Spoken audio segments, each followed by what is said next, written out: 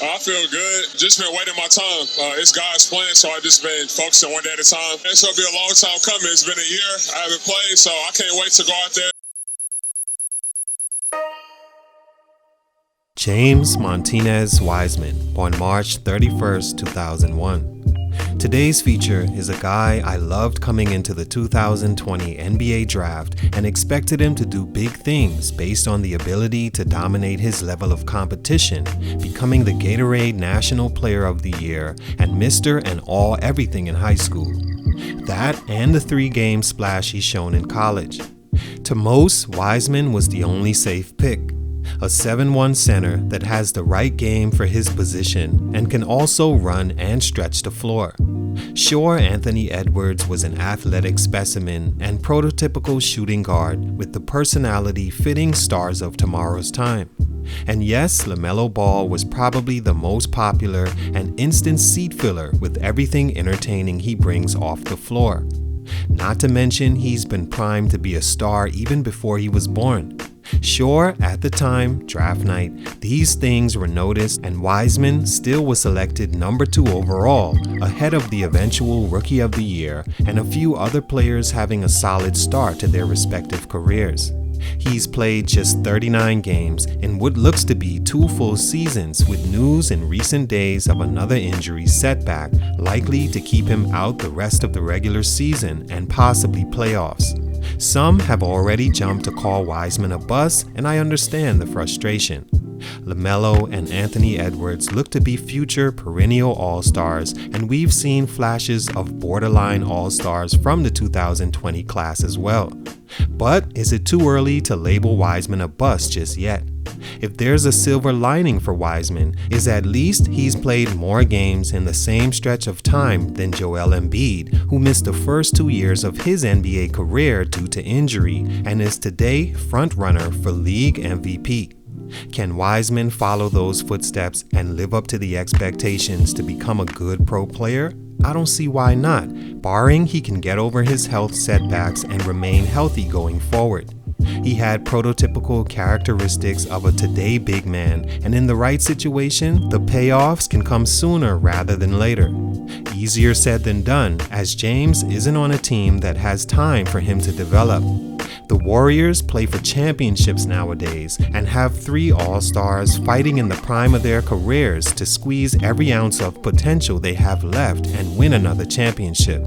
Is the Warriors the wrong team? Did he move too fast leaving college after just 3 games? Or is the criticisms all too early and unfair? Is James Wiseman a bust? Let's talk about it. It's your boy JC, Stunted Growth. Let's get it.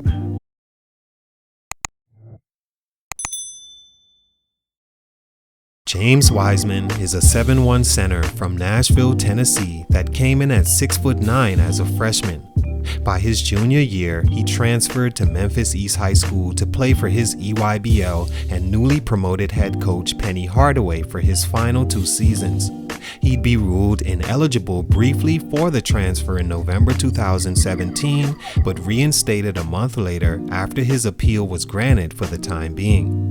As a junior, Wiseman became the number 1 overall recruit in the 2019 class, winning a Class AAA championship, averaging 18.5 points, 8.2 rebounds, and 2.8 blocks a game.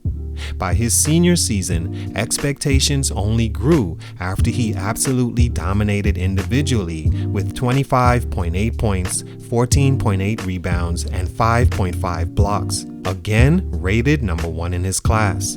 He became Mr. Basketball for Tennessee, Gatorade National Player of the Year, and a McDonald's All-American. He was heavily recruited by Kentucky, but chose to stick with his high school head coach Penny Hardaway over them and Duke.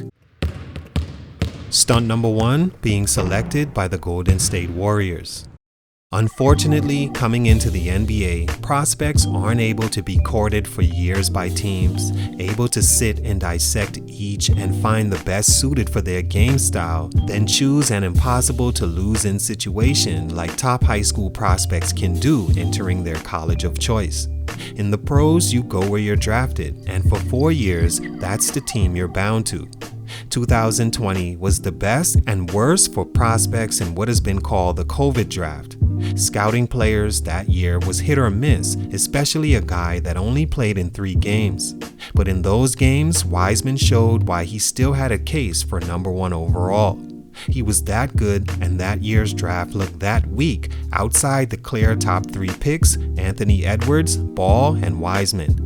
After Minnesota, who didn't need a center not different enough to play with Karl Anthony Towns, Golden State felt they had no choice but to take Wiseman over LaMelo Ball.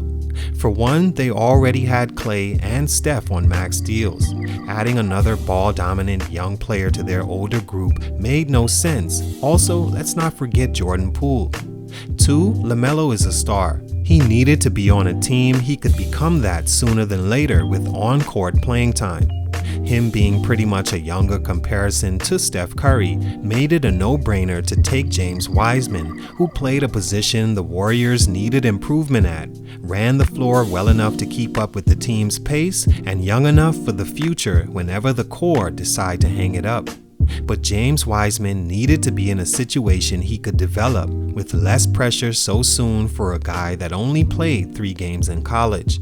The team also didn't always have Wiseman in comfortable positions like pick and roll or letting him create in isolation. The offense was Steph, and a little Clay mixed with Draymond Green trying to get Steph open.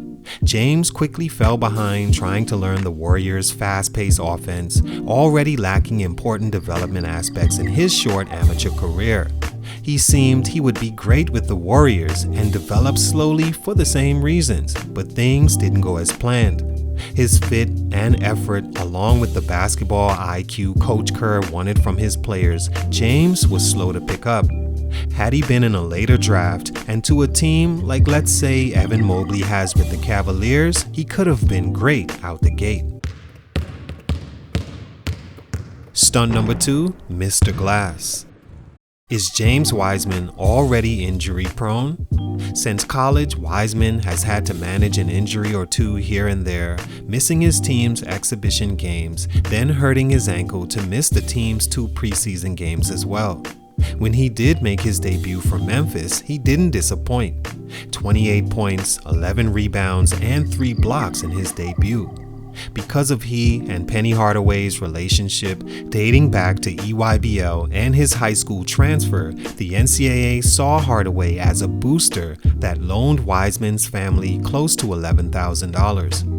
A county judge reinstated Wiseman, so he kept playing until the NCAA halted Wiseman's plans and ordered him to pay the $11,000 to a charity of his choice and also sit out the next 12 games. During that suspension, he decided to shut college down and fully focus on being prepared for the draft. After being taken in a not-so-ideal situation, Wiseman still averaged promising numbers at 11 points a game and 6 rebounds before being shut down for the rest of his rookie season after X-rays revealed he tore his meniscus. Fast forward to 2022, and he's been sent to the G League as part of his final stages of his knee rehab, but news released days ago say there's now swelling in that knee. If Wiseman stays healthy, he's an all-star in the league in my opinion, but so far he's been Mr. Glass as he loses more time. Stunt number 3, falling behind. And lastly, I think the success of Anthony Edwards, the number 1 pick in Wiseman's draft class, and LaMelo Ball, who became a first-time All-Star in 2022, selected 3rd overall, puts Wiseman in a position the expectations are magnified. Everyone's waiting for him to show he too can be on that level, and why that number 1 high school ranking wasn't a fluke. LaMelo is already a star. He has his own shoe, flirts with triple-doubles regularly, and on a team he had the keys almost since day 1. Not to mention he became an all-star in just his 2nd year. With the constant injuries and being outfitted for Steve Kerr's offense, James can easily find himself losing confidence as he falls even further behind the marks both draft classmates are setting. Anthony Edwards has the competitiveness of a seasoned vet and easily could have been the Rookie of the Year over Melo or even an All-Star this year. He's improved from his first year and is averaging 21 points a game this season and starting every game. As those guys propel forward, it seems James only falls behind due to reasons out of his control. He just can't stay healthy enough to be on the floor to learn the NBA game as his peers take off. All in all, if James puts everything together, that includes finding a solution health-wise, he could be the charge leader into the next generation of post players. I still think he has a chance to be great and definitely not a bust just yet. Too early. But for these reasons, his growth is being stunted. It's your boy JC, Stunted Growth, and I'm out.